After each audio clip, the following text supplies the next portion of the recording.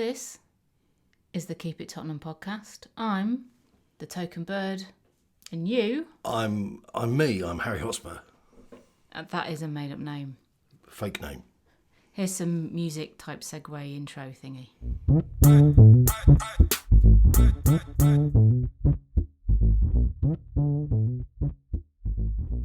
Now then. Yes. 1-0 to the wrong team. 1-0 to Royal Antwerp, who thoroughly deserved their win. And in all of this, and in fact, the show notes, which will be available later, because apparently that adds enormous value in this sector, according to my beautiful assistant. But Who's she? I don't know. But the Killer. The thing is, they played really well. Royal Antwerp pressed us to death. They did. Is it what's Flemish for gegenpress? I can't say that on the BBC. Yeah. Do you want a tissue? That's just tested GarageBand to its fullest limit. Yeah, hasn't it? But they were really good, and there's no pause after that, and then a yeah, but we didn't have a proper go at it, and we weren't good enough, and blah blah blah. We have to fully acknowledge that they were a ragtag, and I would tell you what went through my mind as we were losing was when they did the opening thing, and the commentary was dreadful. It on BT? God, it's just really bad. And the guys doing it, boring and irrelevant. They just couldn't focus on the game, and it was like the children with ADHD or whatever, and just said, well, remarkably enough, it was a Wednesday night when I had a pasty for my evening meal there. I mean, it's just absolutely dreadful. But one of the things they did churn out was the proper bring and buy sale nature of that team. And it was all done in this chummy, sort of football-y, sportsy, hosty thing. He goes, and you might recognise Alfie, blah, blah, blah, who played 18 times for Hull City, and who played in the Belgium leagues, but also had a stint at Middlesbrough in the late 80s. And it was they were just a really nasty, poor guys. These guys are going to get duffed up. I hope they swap shirts with them at half-time and, they all go for a pizza or something. And they were greater than the sum of their parts. So whoever their manager was, and of course, because he isn't one of these little haircuts in a car coat in his late 20s, no, but he's, because he's not man at Debenhams, he's not tipped as the next best thing. My brother didn't used to be able to say Debenhams, and for years it was Deddy Bums. Just thought I'd put that in there. I'm trying to lighten the mood. You'll need to with some of the stuff we've got to go through. But yeah, it was... So anyway, 11 out of 10 for them. They were really, really good. And I wish in another life I can watch that game as a Royal Antwerp fan, because they played some really good football. And, it was distressing to watch it being done against us. Whose fault was it? No courage, no honesty, no loyalty. And those are the three of Jose's big buzzwords. And he didn't put a foot wrong. And we'll rattle through the people that said that he did put a foot wrong. Because foot through wrong. It was a through foot. It was a 3 foot put wrong. It was a 3 foot. foot. It was a 3 foot put wrong. 3'4". But no, because they got it wrong, and we need. This is the whole point of doing these podcasts: is to go through stuff, analyse it, keep it interesting, hopefully, so nobody dies of boredom. Okay. Yeah. But to make sure that the stupid people don't win, because otherwise, what is the point? Okay, I know that sounds crazy, that stupid people shouldn't come out on top. But if we don't do something about it, and that's the whole, the spark for this, is to make sure they don't come out, they don't win, and we don't walk away from watching things and say, oh yeah, that was all right. He's not a very nice man, is he? Because that's just mind-blowingly dumb. And so Mourinho was angry. And on a bus. He was the angry man on a bus. He was the angry man on a bus. And it was a great juxtaposition with his photo taken on... And I spelt it correctly by not putting it in the show notes. But contrast to his picture on the way out relaxed, laptop open, sweet and salted popcorn, which I'm a massive fan of, so that was another thumbs up. He had some crazy trainers on, I don't know where they came from. And his monogrammed leather bag, and he was just not a care in the world. Headphones, everything was rosy in the garden. And then you had this guy who's just, I don't know, just horrible. Just like a picture taken from a guy travelling to a morgue. Really unhappy. And Martin Keown was quoted, it was BT Sport actually, Martin Keown quoted saying, it was churlish of Mourinho to publish this and keep it in-house and blah, blah, blah. But the thing is, need to get across to these people, and by that I mean footballers, and we're going to expand on that because it's not just internal of the club, it's external as well. And I'm coming for all of you. Because this loser mentality has got to go. There's no right place for it, and it's a disease. It's got to go. Do you think it's a lack of maturity? It's a lack of willingness to take responsibility. So people just it was unfortunate Tottenham didn't win last night. Very unfortunate, but I've been following the club for 100 years. Blah blah blah, and all this usual guff. And it's just this weakness, this ability to just turn around and say, well, you can't win them all, and didn't take our chances, and blah, blah, blah. When in actual fact, what you really need to do is to get the losers and the deadbeats out, like casting out the moneylenders. And Levy has been up to this for 20 years, that it's okay not to win, because you don't need to win. You do not need to lift a trophy in order to rake in tons and tons of cash and for your business model to be hugely successful. And the fans, they've gone along with it. So they've signed up to the whole Pochettino thing. Oh, what a great guy. Fantastic. And we've been through all this before. But Martin Keown, he doesn't understand how a modern dressing room works. And when was the last time he kicked a ball in anger? 20 years ago? 25 years ago? If you want to speak to these clowns, you scream and shout at them. They've heard it all before because they're not winners. Very few of them have been screamed at properly before. They put their Louis Vuitton, what do you call them, earmuffs, the head player, the stereo things. Beats. The Beats, yeah, they put them on. It's usually Louis Vuitton little toiletry bag. They put all this garbage on Bobbins. and they switch off and they're back on their phones. And what he's done, he's headed them off at the pass. So he's gone straight to Instagram. I wouldn't be surprised. And what he's done is he's put it out there so they can't ignore it, because that's their world. That's where they meet their girlfriends. That's where they buy stuff. That's where they, this is how they live.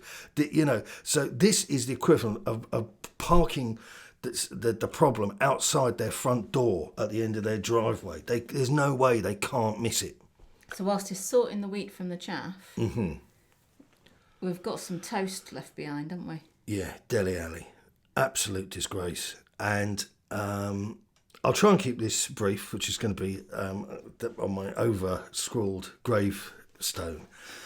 But let's just focus for a moment on whose fault it is, because once we identify the problem, we then need to work out how it actually transpired. How did it come to be? Because then we can tackle getting rid of it. And the sooner we get rid of it, the sooner Tottenham can become a winning side.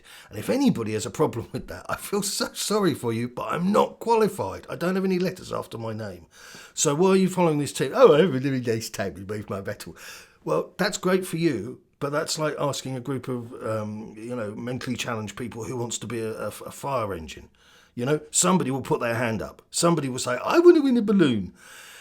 Spurs need to be a winning side. That's not up for debate amongst us grown-ups. So how do we go from this situation where we are now? First thing we do is get rid of Dele Alli. And once we do that, we need then, because this will aid us, this will be the tool which will then give us leverage, because once we take away this poster boy for failure, which is what he is, I was trying to work out how long he's been with us. And the reason I was doing that is not because I'm interested, it's because I came across this absolute toss from damn Kilpatrick, who used to have his own Spurs blog, got picked up by the Evening Standard, and God bless him. Good luck to him. I hope he's very successful. But this guy, and there's so many of them, Alistair Gold, all the same, that occupy this torturous Mr. Nice Guy middle ground where they don't say anything nasty because they're terrified of having their press passes taken away, which incidentally, folks, if you want a press pass, it's just shy of 1 million words you've got to write, 36 articles, 850 words a piece. Anybody who wants to write in, Tottenham fan, fancies the commute, I don't. Fancies living in a bedsit, I don't. Get in touch and I'll do my utmost to help you be in that room in Hotspur Way, if that's your ambition. But this guy comes out after the Dele Alli thing on Twitter and in the paper, bemoaning the knives being out for Dele Alli, who got hooked for, yet again, not putting a proper shift in. Now, that's not because, Mourinho doesn't like him. It's just he wasn't any good. And I put one video up to show my disdain for Dele Alli's performance against Royal, Antwerp, which was him attempting to cross a ball, and he failed. And he's not crossed a ball successfully since the 5th of January in 2020. And I'm going to keep on repeating that because he's a wide player, and that means he's a time waster, or it's a very good indicator that he's a time waster. But back to Dan Kilpatrick and this Diddums routine, we must dispense with it.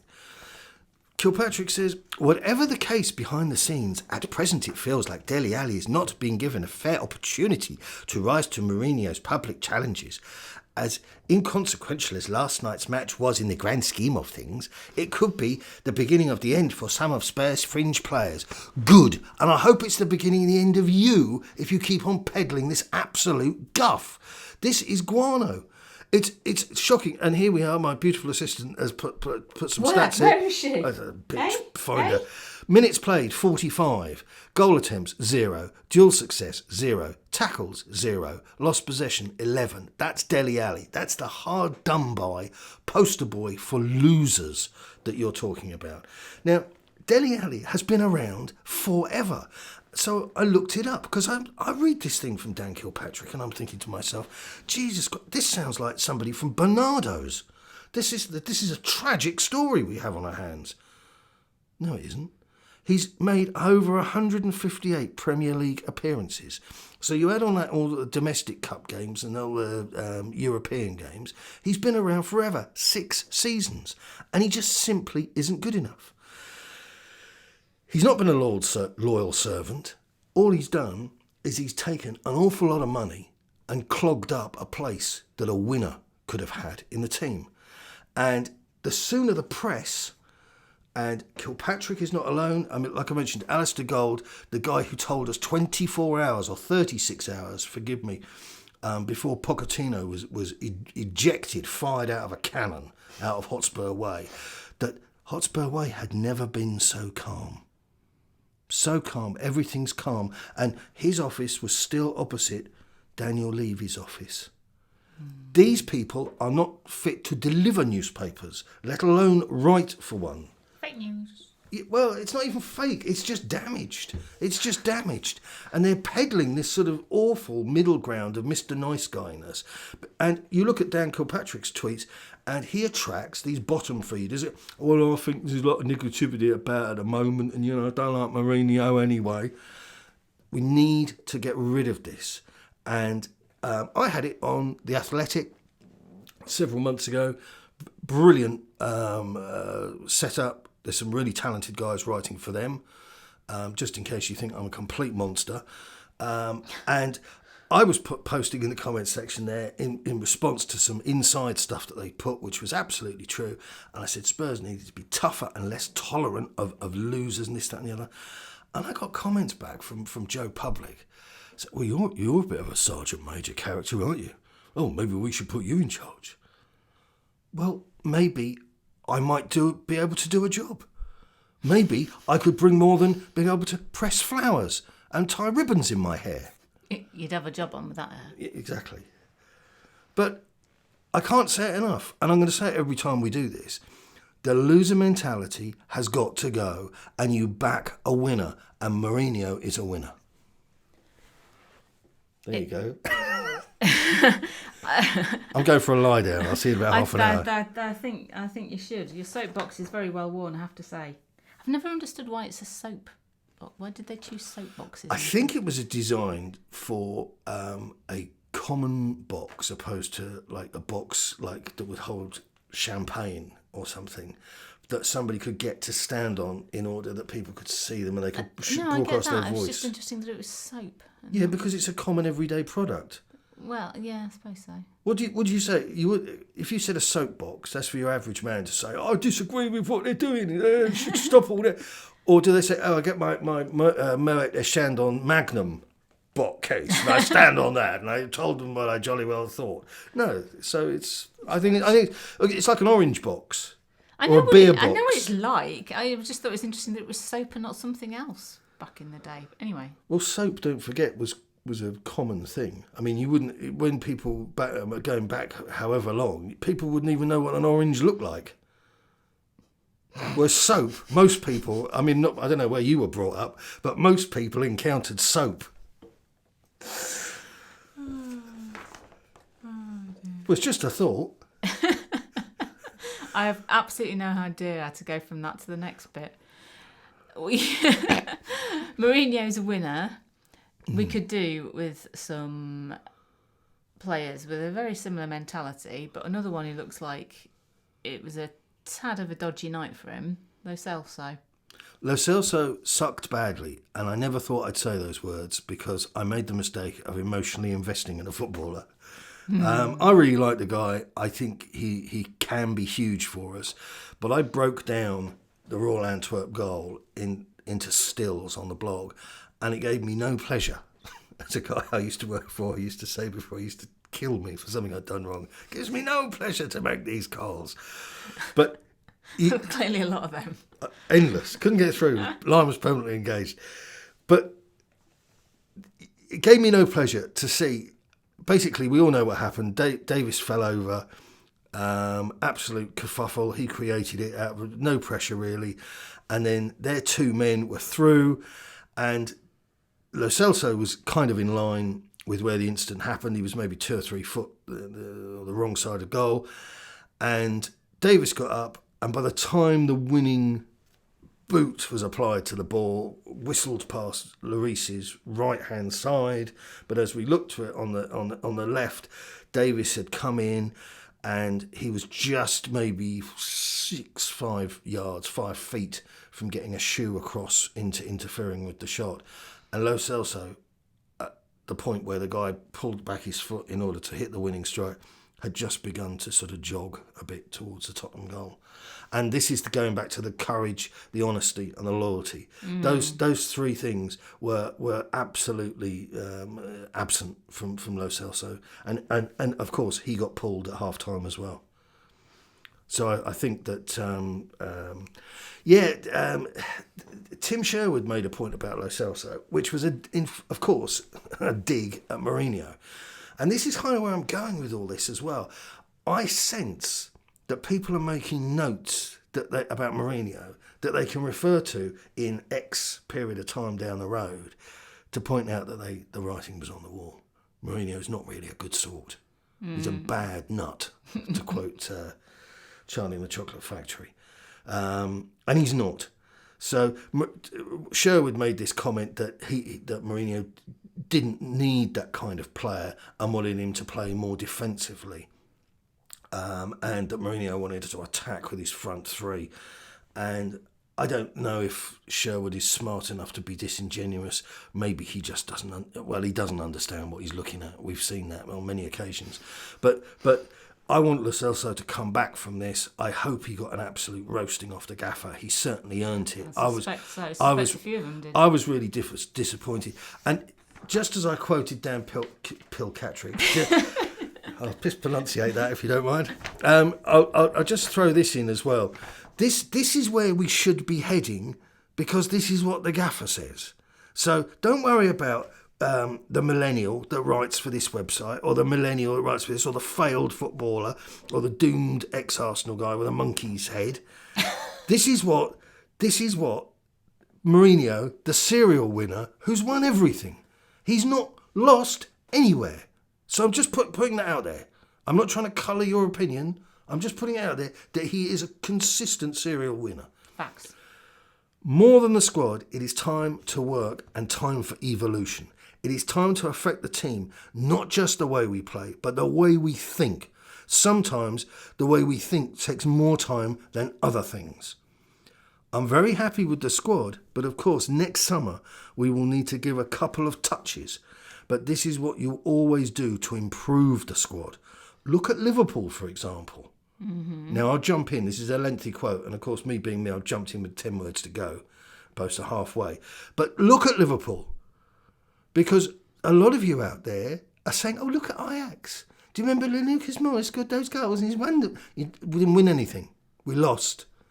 And Liverpool won the European Cup and they won the Premier League. Quite.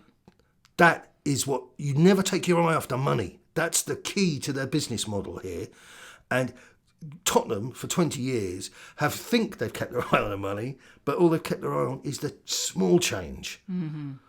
Look at Liverpool, for example. When Jurgen has been there, how many transfer windows? He went to the market and improved the team. Precisely. And what he's saying there as well, that he improved the mindset. I don't believe, with my understanding of Liverpool Football Club, they have had a loser mindset. I think they've always clung on by the skin of their teeth to reinvigorate what they had under so many different Shankly.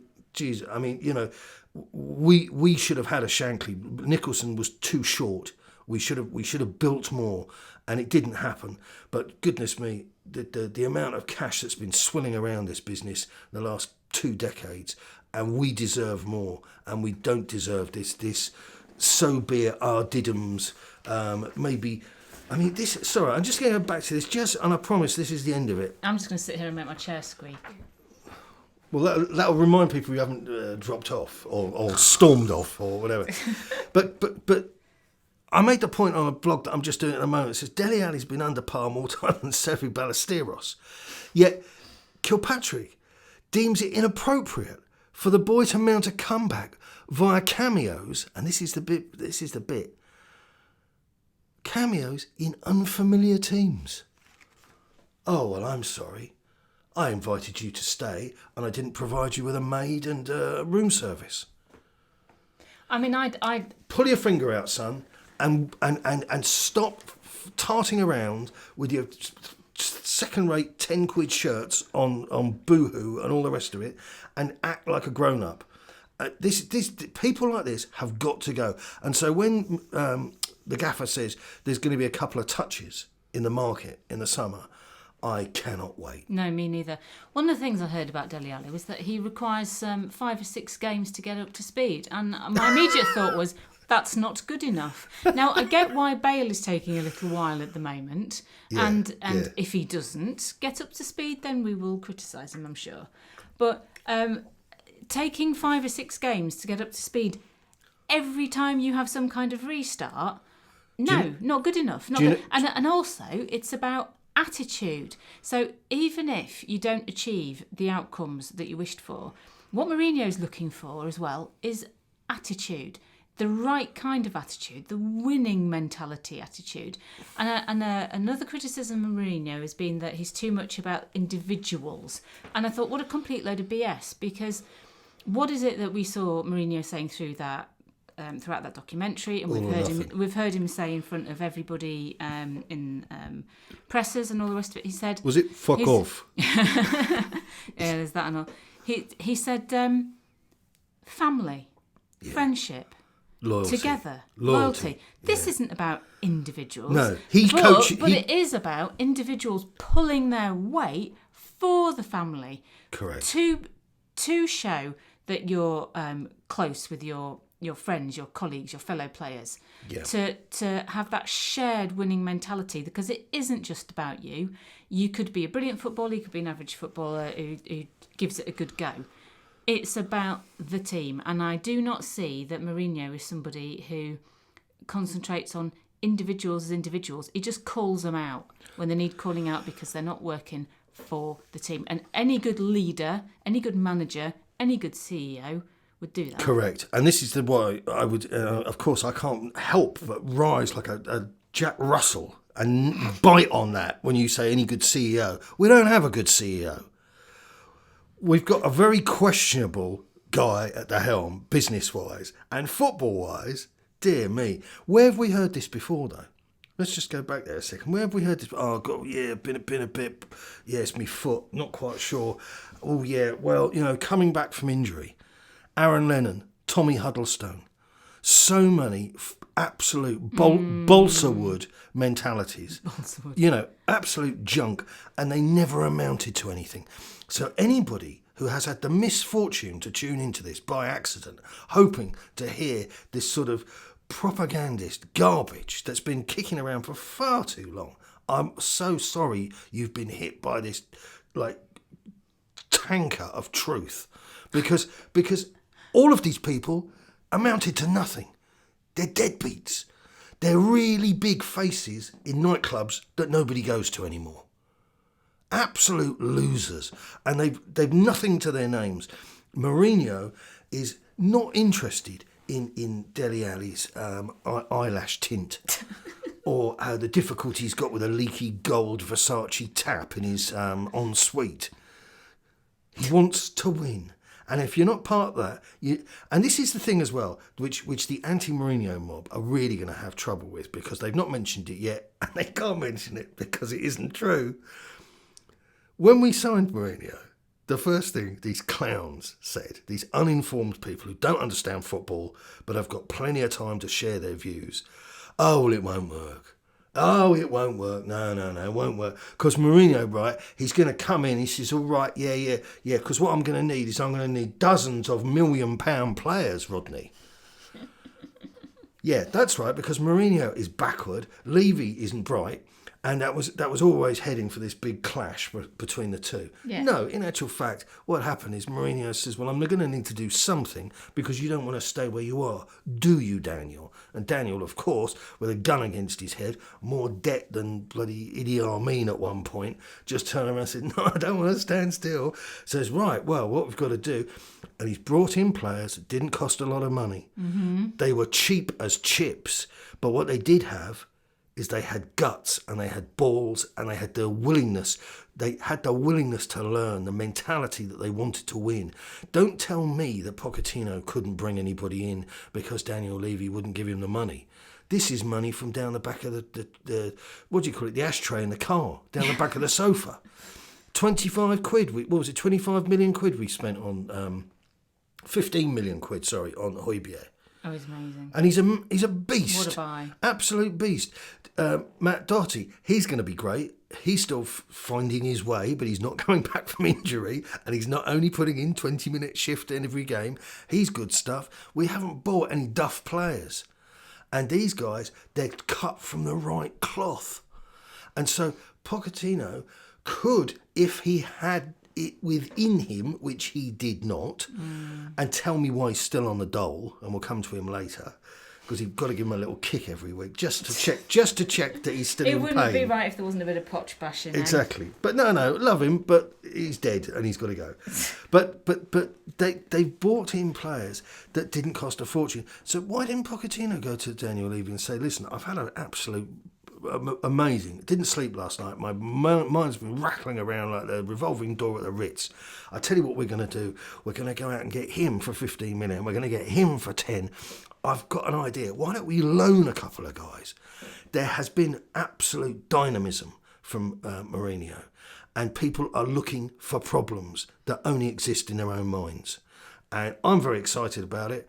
And I think that, like, we've got Brighton in at the time of recording is in a few hours' time, and we have to beat these people. Royal Antwerp, Brighton, Yarmouth Ladies, whoever it is, losing is not acceptable. Have you paid for it, or have you given money to the local food bank, Harry? Oh, for God's sakes, I saw that. Just shoot yourselves. It's depressing. Seriously, just get off your high horses. This is about football. And, I sometimes wonder who we're dealing with. Honestly, I really do wonder who we're dealing with out there. Need more time. Jesus wept. Every coin has two sides. So have we got a positive? Yeah, wooden coins you can sink your teeth into. Positives. Chocolate coins. Christmas is coming up soon. What really gives... do they do a posh version of chocolate coins? Because when I was a It's kid... probably like Harrods do something. No, Harrods' own brand stuff is shocking, by the way. Is it? Yeah, really poor. You'd know. I would know.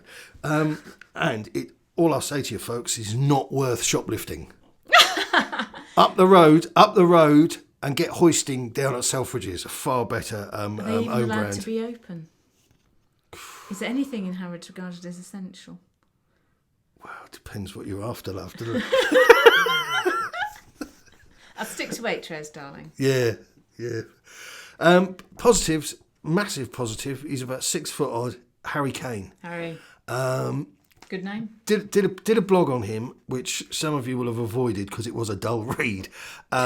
But Not but honest. exactly. But in his basically the whole setup here is there's a great typo there you could have pulled me up on. Hasri. That He's shows how much prep I've done. He's that new Albanian lad we've been looking at. but the whole thing is that Kane's evolution, if that isn't too much of a Ponzi description, under Mourinho. Basically, lots of assists and his goal tally hasn't suffered. That's the crucial thing. Has put him. He's eclipsed Thierry Henry when he was at Arsenal. He's also already ahead of Thomas Müller in Europe, and he's on target to absolutely destroy his own personal best and everybody else's. Good stuff. So that's massive. Other positives, whilst we're to drag us out of that. Go on. Yeah, and More positives. when it comes to Tottenham transfers, especially after the window's closed, things you have to look at them carefully because it's like, well, hang on a minute, is this a reheated dinner or is this something new and all that sort of jazz? But one thing which Tottenham fans should take great comfort from is the fact that the Mourinho factor, has brought more joy to people like me and you listening because we're doing more work. So when you just think about it, that Steve Hitchin guy, with that awful killer career-ending quote, I hate it. I hate it. Well, Steve... It's my job, but I hate it. It's the core element of my job, but I hate it. Steve, we hate you and your TK Maxx shirt. So don't worry about that. But the point is that they're actually having to earn their money at Tottenham right now. And so Milik, who we're in for, he's apparently been frozen out at Napoli. And it's been said by... goodness me, I should have written it down. Fabrizio, what's his name? The guy on Twitter. He's an amazing source. He said that the club has met with representatives of the player and looking for a January move. Now, it is what it is. But exciting, for me, the exciting part is the fact that means we've got Vasinius on loan. And if he doesn't work out, we've got another guy lined up, potentially. I was going to say, I've not heard of him. Where's he playing? He's all right. He's 26, plays for Napoli. No, I mean... Milik. What position? Sorry, striker. Thank you very much. Sorry, some of our listeners are football fans. They would know that. So I don't... Just crossing the T's and dotting the I's. So I don't say, for. like, the Tottenham Hotspur manager, Maurizio Pochettino, or... Well, he isn't our manager. Well, former. All right. And another one's come out the woodwork. Spurs were rejected by Argentinian was the headline, and that was some Bundesliga guy, Lucas Alario. Apparently was offered a loan deal. I think he's a striker as well. And then that's all rude, so I can't really. It's too rude to read out. No, you can't use that word. And you've already said some really rather dodgy ones. That's all right though, because that's what people tune in for. And. Yeah, so that's what I'm saying. We're more active. We're far more proactive. And I can't emphasise this enough, along with all the other guff that I'm spouting. But you look at that all or nothing thing, and they were sort of sitting there, and Daniel was saying, spent 186 million there last season, and nobody seems to mention that. Well, it's because of the way you spend. And this business of looking at these guys, getting the loan deals in, getting the payment plans spread out, this all happened after Poch went, and Mourinho came in. So this is a much more dynamic approach, much more forward-thinking, and it's more, let me choose my words very carefully, it's far more likely to be successful based upon who it's coming from. So if this was coming from Ian Holloway, God forbid he was ever in charge, you'd say, yeah, looks great, but unfortunately the guy should be sectioned. So I'm a little bit, but Mourinho is a serial winner, and this looks to me like a breath of fresh air. Does he want Eriksen back? No, I've heard that from my man, and he's got zero. That's doing the rounds. A bit weird. Well, I tell you what's peculiar. There was also doing the rounds at the same time was the return of Luka Modric, who I think is about 52. But weren't you spouting that a couple of years ago? I remember there was the rumour Modric would come back to us. I was aggregating guano, but I've never purported to pass it off as something I'd heard. Okay, you sure? Yeah. All right. I'm very sure. I'm one of the only very sure people out there. Okay. And what are your thoughts on Bale? I reserved judgment purely on the basis that he is like legitimately coming back from not having played from the summer. But Mourinho made some very interesting remarks about him and basically said, who is the same as they were 7 years ago? Look at Ronaldo, look at Messi. Look at you. Look at me. Improving by the moment, I'll have you know. That beardage. Yeah. But the point, but so there's that if I'm going to take any negatives off of the peace be upon him, Mourinho's good name, then it's this on Bale. And Bale obviously needs to prove himself, blah, blah, blah. And it's not for me to say or for anybody else to say. I'm sure he'll do it. But Jose knows that 7 years is a long time in football.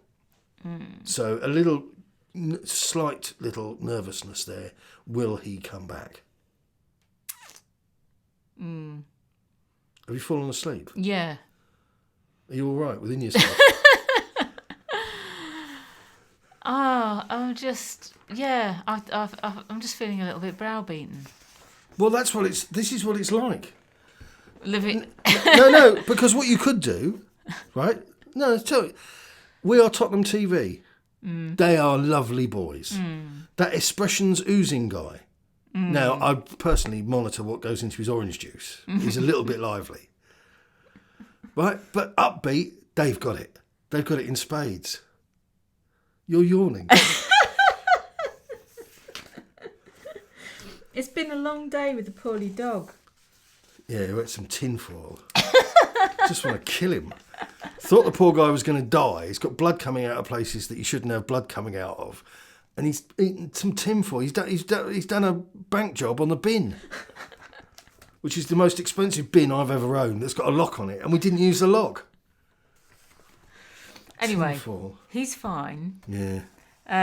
But the good news is... you're now going to talk about Poch again.